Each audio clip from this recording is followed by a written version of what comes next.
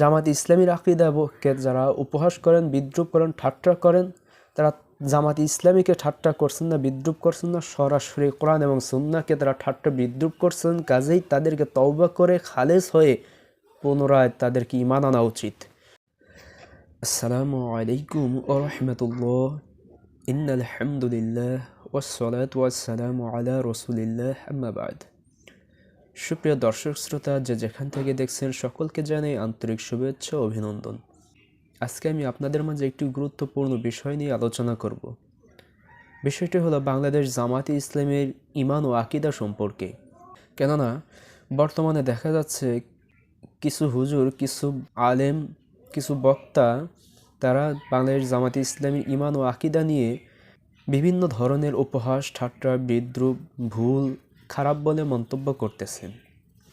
কিন্তু দুঃখের বিষয় হলো এখন এমন একটি সময়, যেই সময় বাংলাদেশের সমস্ত আলেমগণ, সমস্ত ইসলামী দলগুলো ঐক্যবদ্ধ হওয়ার স্বপ্ন দেখতেছেন, ঐক্যবদ্ধ হওয়ার পথে চলছেন, ঐক্যবদ্ধ হওয়ার জন্য বিভিন্ন চেষ্টা সাধনা করতেছেন।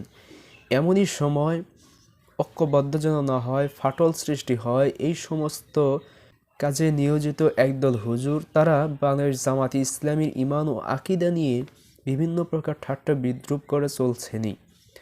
তো তাদেরকে উদ্দেশ্য করেই আজকে আমার এই আলোচনা।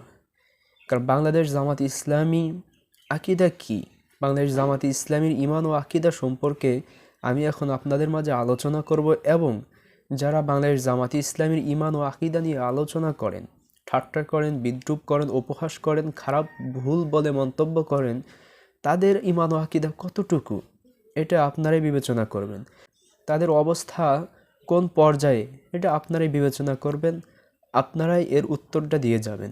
বাংলাদেশ জামাতে ইসলামীর আকীদা, এই আকীদা, বাংলাদেশ জামাতে ইসলামীর আকীদা সম্পর্কে জানতে হলে গঠনতন্ত্র বইটা পড়তে হবে, যেই বইটা আমার হাতে আপনারা দেখতে পারছেন।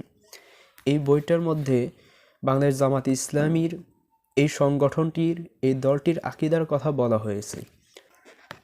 বাংলাদেশ জামাতে ইসলামীর আকীদা, আমার কাছে যে বইটা রয়েছে 21তম সংশোধনী প্রকাশ 2017 সালে বের হয়েছে আর কি।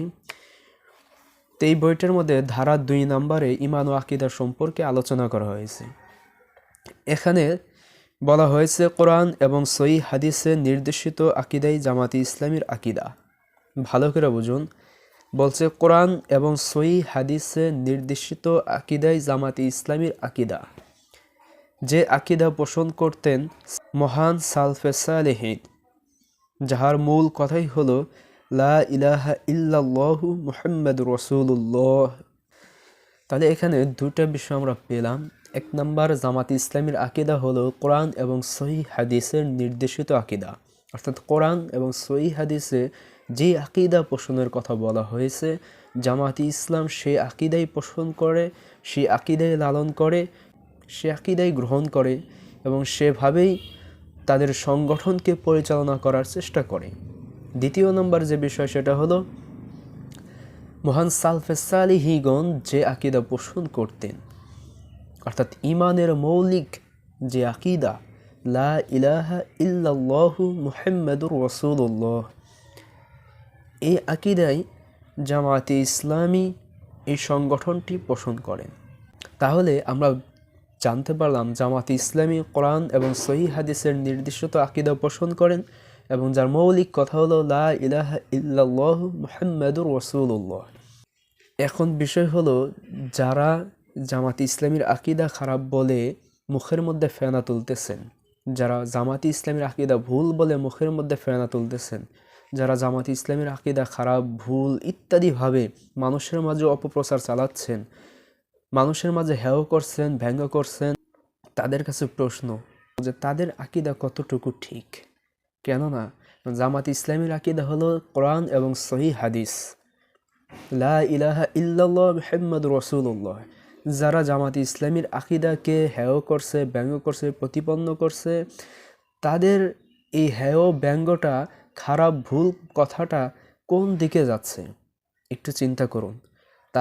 তারা যে খারাপ বলে মন্তব্য করলো, এই মন্তব্যটা কোন দিকে করছে, কাকে করতেছে? কারণ জামাতে ইসলামীর আকীদা কিন্তু কোরআন এবং সুন্নাহ। তার মানে তারা কোরআন এবং সুন্নাহকে খারাপ বলে মন্তব্য করতেছে। তারা লা ইলাহা ইল্লাল্লাহ মুহাম্মাদুর রাসূলুল্লাহ এটাকে খারাপ ভুল বলে মন্তব্য করতেছে। হয়তোবা তারা কখনো এই কথাটা চিন্তাও করেনি, বিবেচনাও করেনি। কিন্তু মৌলিক দিকটা একটু বোঝার চেষ্টা করুন।